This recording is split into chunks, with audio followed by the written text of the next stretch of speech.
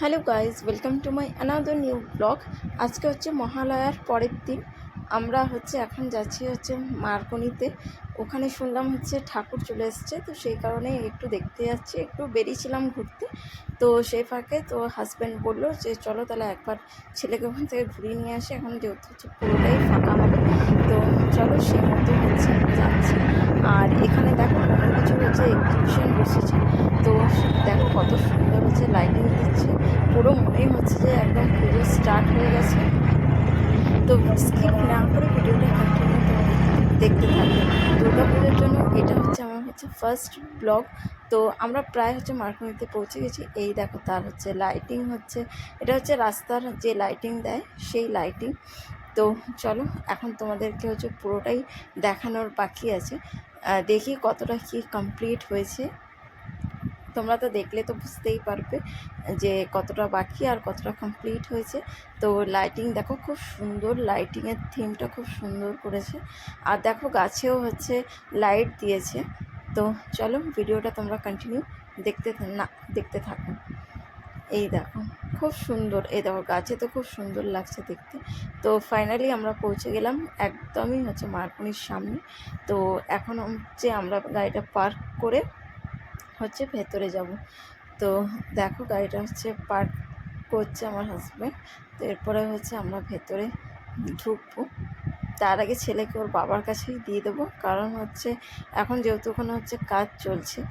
তোমরা দেখতেই পাচ্ছ যে পুরো ফিনিশিং হয়নি এখনও। তো সেই কারণে ওর বাবার কাছেই ছেলেকে দিয়ে দেবো, তা নাহলে বাই চান্স কোথাও লেগে গেলে মুশকিল হয়ে যাবে। তো চলো ভেতরটা তোমাদেরকে আমি দেখাই যে কেমন কি করেছে। মাঝখান দিয়ে ডিভাইড করে দিয়েছে। এটা প্রতি বছরই ডিভাইড করে দেয়।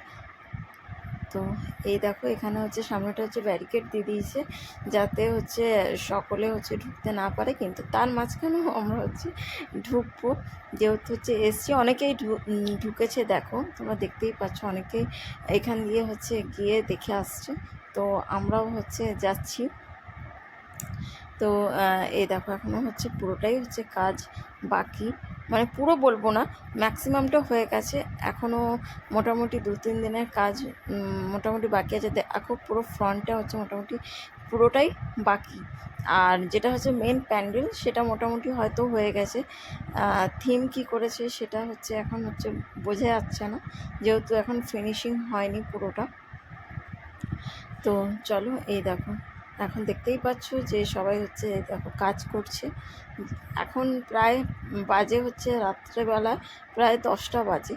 তো তখনও কাজ চলছে। এই দেখো পুরোটাই কাজ হচ্ছে, তার মাঝখান দিয়েও আমরা যাচ্ছি। আর প্রচুর কারেন্টের তার আছে, সেই জন্য ভীষণই একটা রিস্কি ব্যাপার। ওই জন্য ছেলেকে ওর বাবার কাছে দিয়ে দিয়েছি, কারণ আমার সত্যি কথা মানে কোথাও লিকেজ থাকবে কি না তো জানি না, বাই চান্স হয়তো পা দিয়ে দিলাম, সেই জন্য বাবার কাছেই ওকে দিয়ে দিয়েছি। তো এই দেখো ভেতরে আমরা ঢুকবো। তো ভেতরে অনেকেই আছে। এই দেখো ভেতরটা মোটামুটি কমপ্লিট হয়ে গেছে, তাও তোমাদেরকে আমি দেখাচ্ছি। এই দেখো ভেতরটা খুব সুন্দর করেছে, পুরো গোল্ডেন কালারের, খুব সুন্দর। এখনও দেখতেই পেলে যে এখনও ঝাড়বাতি লাগানো হয়নি, এখনও নিচেই ঝুলছে। আর দেখো প্রতিমার যেটা মুখ, সেটা পুরোটাই এখন গামছা দিয়ে বাঁধা। প্রতিটা ঠাকুরের মুখে গামছা দিয়ে বাঁধা। এই দেখো আমার ছেলেকে ওর বাবা বোঝাচ্ছে আর ও হাসছে।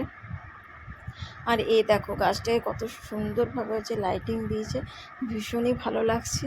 তো তোমাদের কেমন লাগলো তোমরা অবশ্যই কমেন্ট সেকশানে জানাবে যে তোমাদের ফার্স্ট পুজোর ব্লগ ভিডিও তোমাদের কেমন লাগলো।